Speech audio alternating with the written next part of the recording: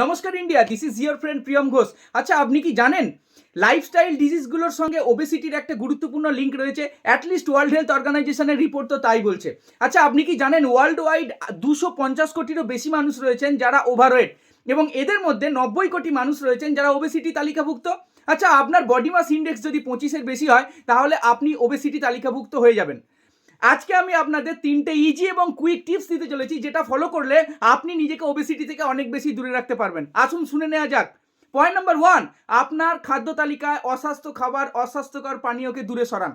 আপনার খাদ্য তালিকায় স্বাস্থ্যকর খাবার, স্বাস্থ্যকর পানীয়কে অ্যাড অন করুন এবং ইনক্রিজ ইয়োর ফিজিক্যাল অ্যাক্টিভিটি।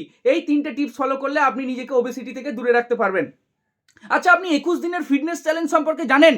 এই 21 দিনের ফিটনেস চ্যালেঞ্জে পার্সোনালাইজ ডায়েট, পার্সোনালাইজ নিউট্রিশন এবং পার্সোনালাইজ ওয়ার্কআউটের মাধ্যমে আমরা ফিট এবং এনার্জেটিক থাকতে আপনাকে হেল্প করব।